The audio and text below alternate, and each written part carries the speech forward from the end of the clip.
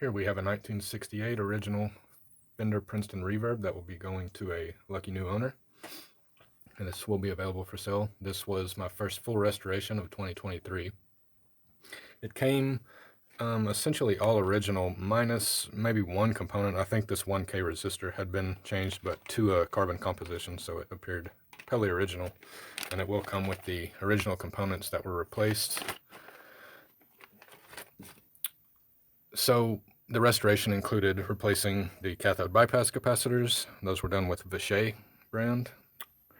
And also I left the multi-can cap in there and was able to, without modifying the chassis, other than soldering new terminal strips to it. So it could be reversed and undone, although there should be no need to ever do that because this is a better configuration.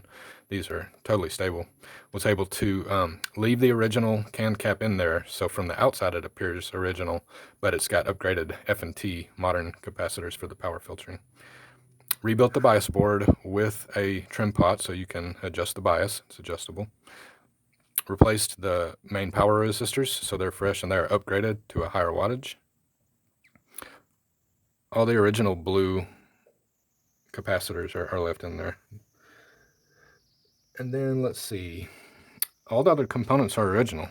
Only modifications besides the trimpot on the bias and the upgraded power resistors is a 470K phase inverter grid stopper, which prevents the doubling, distortion of the frequency doubling.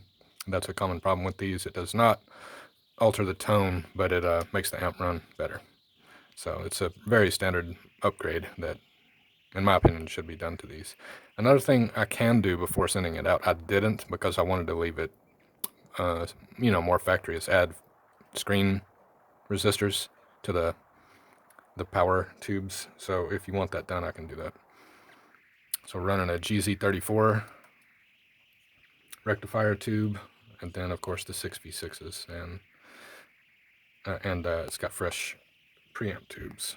So this thing is biased to perfection. It's beautiful. Everything looks totally clean on it.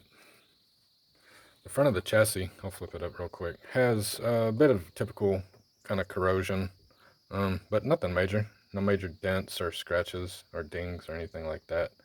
It probably looks better in person than on camera here.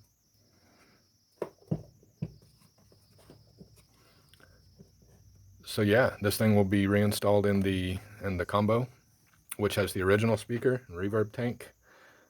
One interesting thing on this is it has a stand core transformer, which is actually on older Fenders. So I don't know for a fact whether that was changed or not, or if the factory still had one laying around that day and decided to use it. But the original solder joints appeared original. It didn't look to be modified to me, but I'm not 100% sure on that. Here's the date, 1968. And other than that, 3-prong power cord was added, and so the ground is soldered directly to chassis, and that is longer than the hot and neutral wires. So if for some reason they were to come loose, that would be the last one. So it's safer that way. But it does have a zip tie as a backup on the inside, so even if for some reason the strain relief wanted to come loose, it should still retain thanks to the zip tie.